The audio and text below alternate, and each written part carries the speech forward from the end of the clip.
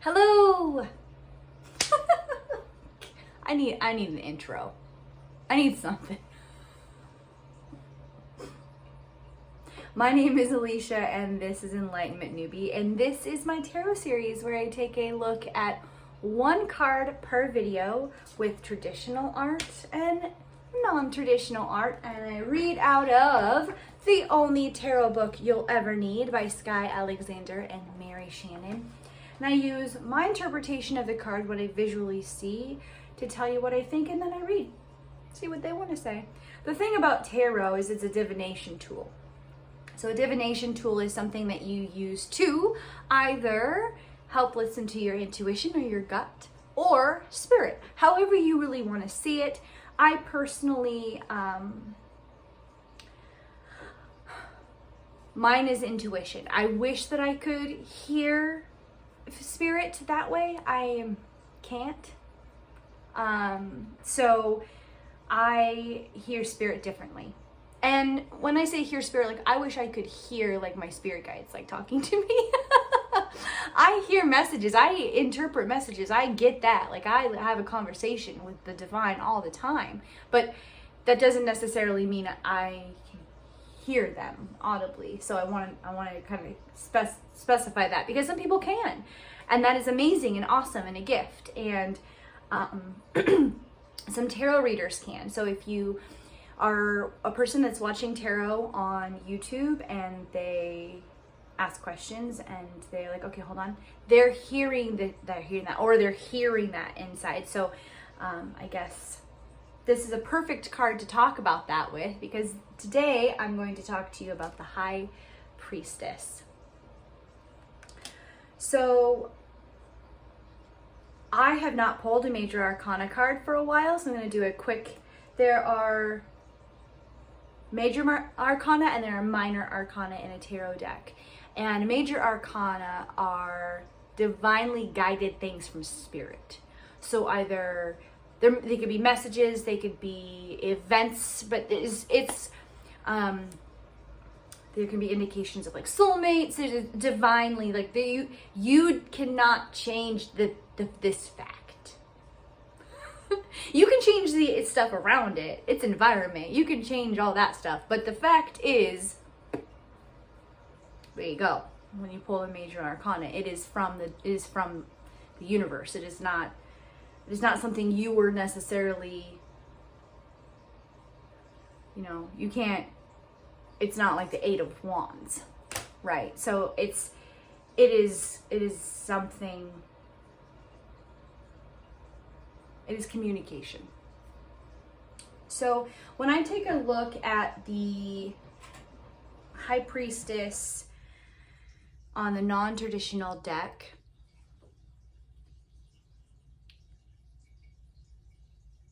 she definitely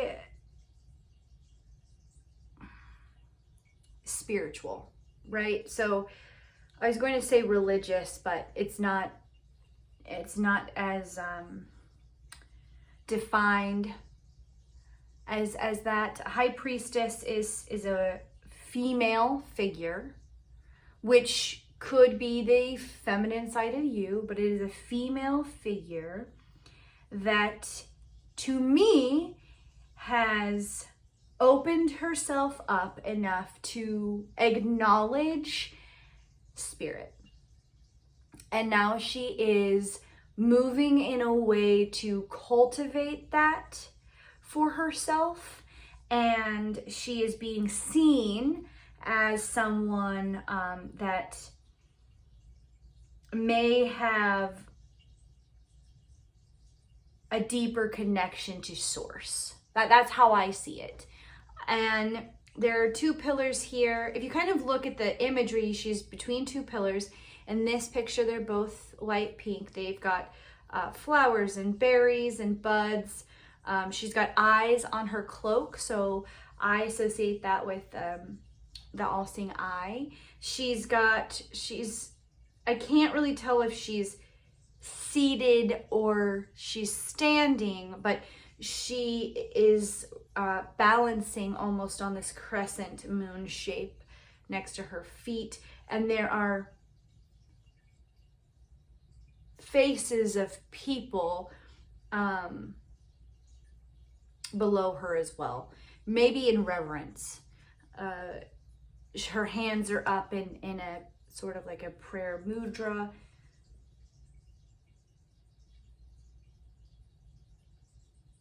And she's really void of emotions there. When I take a look at this, the traditional High Priestess, both columns, but we've got black and white. So when I see black and white and I see 2, and she is the second card in the major arcana, right after the Fool, but she's balanced her feminine and masculine energies. She has a cross on her cloak, and she's carrying a script. This is T-O-R-A, which I'm assuming would be the tarot. She's got abundance behind her. She has the crescent moon there. So I'm seeing, what do you need to grow things? You need sun, you need water, you need warmth. But she's also has an aspect of the moon on her crown there. Her face isn't,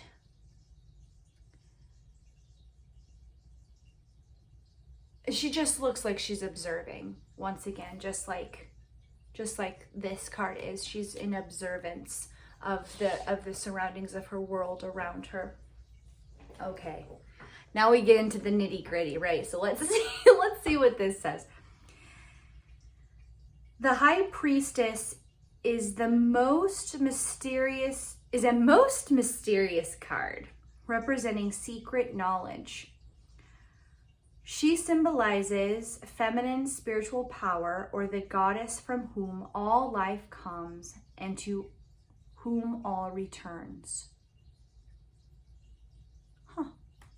I just triggered another card I read earlier, and I talked about it in another video. So this will be my 3rd video that I talked about it. But I got really into researching Ma'at. I think that's how you say it, M-A-A-T. She's the Egyptian goddess that you see with the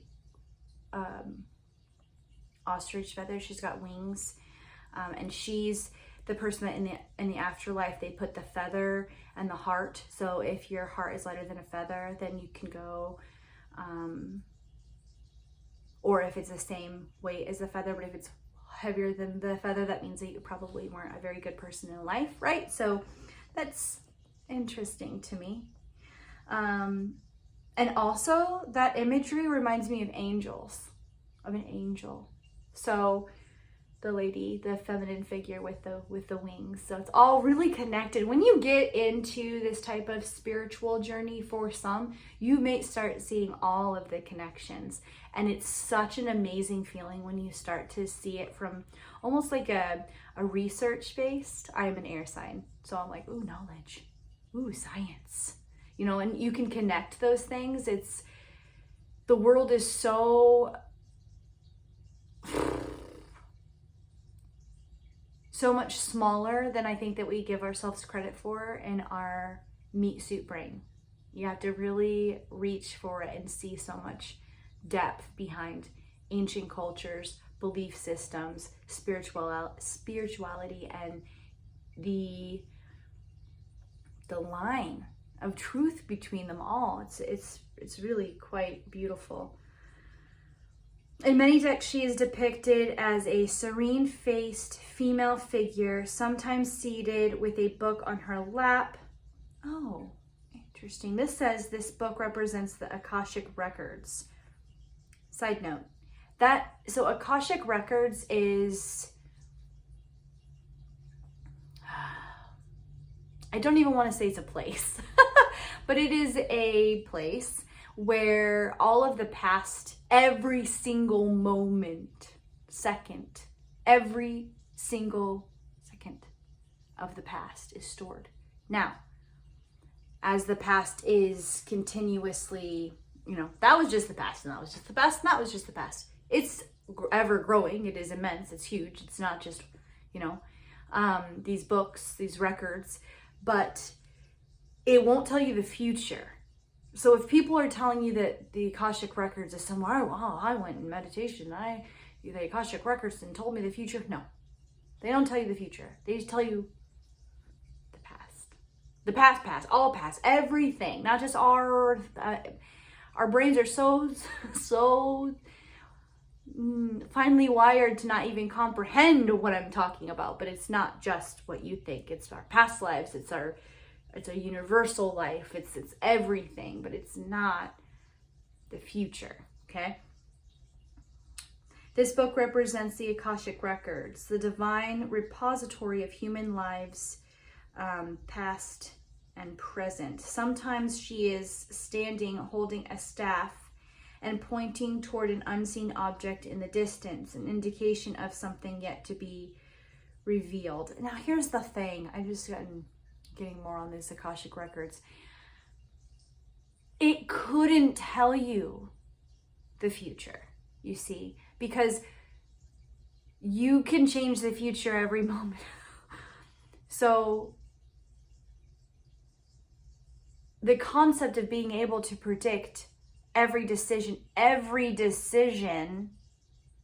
in every plausible direction for all moments of time,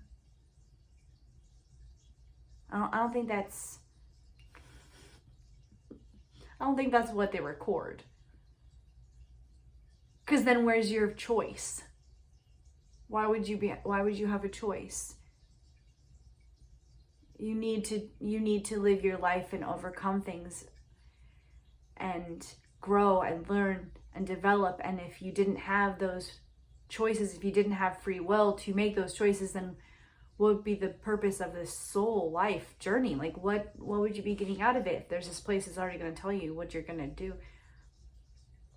Feel free to disagree. She sometimes sits or stands between two pillars which represent the dual nature of our world, good and evil, light and dark, positive and negative. She promises reconciliation of those opposites to those willing to follow the spiritual path of understanding the universal law. Occasionally, the High Priestess is depicted sitting at a doorway to a temple as if welcoming students to enter and learn her secrets. A crescent moon at her feet may warn of the danger of releasing higher knowledge to those unprepared to handle it. Very true. On her breast, the High Priestess usually wears a cross, symbolic of the four elements. Oh. Fire, earth, air, and water held in balance. Oh, that is a beautiful way to see that. I've never thought about that before. She may wear a crown depicting the three lunar phases that symbolize the three stages of womanhood, maiden, mother, crone. This particular card is reminiscent of, the Egyptian mother goddess Hathor. Saying that wrong. Now I'm going to have to look her up. Who wears a similar headdress. Interpretation. When the High Priestess appears, she indicates that something hidden or within you is preparing to come forth, or that you need to pay more attention to your inner world of dreams, imagination, and intuition. Usually, you know the importance of developing this part of your life, but you may be holding back out of fear or lack of motivation. The High Priestess may also indicate that you are attempting to hide something that needs to be revealed. The High Priestess represents our potentials that have not yet to be discovered or manifested, our secret selves longing to be recognized. The High Priestess is linked, she's linked to all sorts of goddesses, you get it. The High Priestess is linked to the Egyptian goddess Isis, queen of the intellect. In her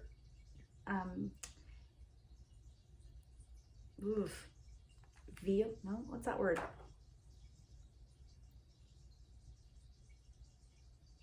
Veiled? No, I don't even know. I don't even think that's it. In her veiled form. Isis fully understands the workings of the universe. It is familiar with both the upper world and the underworld, where her husband Osiris reigns. She knows the secrets of regeneration after death and the transformative powers inherent in her secret knowledge. Also, a lot of like farther down, because let's just say some of Mahat's like original dealings over time were given to Isis through interpretation and lore, right? Because we know these things because they're written down, and then hundreds of years they scrape them off and rewrite them, and that's just how history works. Upright. You're experiencing awareness of the invisible world, where inner change takes place before it manifests in the outer world. Our attunement to these inner invisible sources are acute now. And you are in a position to take advantage of this. You may want to practice meditation to go deeper into your inner core. Tune into your inner voice and spiritual awareness by whatever meditative methods work best for you. Visualization, guided, following breath, and so on. Reversed. Something within you is seeking recognition. You may have been neglecting your true purpose, although at a deep level you are aware the motivation is stirring to make that change. You may be keeping the situation private for now, not wanting others to know about it. Those around you may notice you seem vague or not quite yourself. That's okay. Ignore them. You are in a process of manifesting spiritual fulfillment and well-being. I love the High Priestess.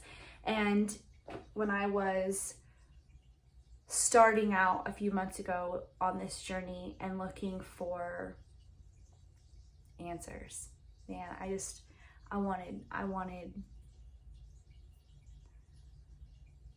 in a lot of pain because of a decision that I made, and I wanted to know if it was worth it. And I'll tell you now it was, because if I hadn't gone through what I did, I wouldn't have evolved or leveled up to the person that I am, and I definitely wouldn't be doing this. But because of that, because of unlocking a greater purpose within myself, I found myself someone that I'd always been hiding from. And I knew I was, because I was embarrassed and ashamed of maybe what I believed, and I couldn't find a name for it, and it wasn't traditional. Like, how do you tell people that you believe in the universe, right?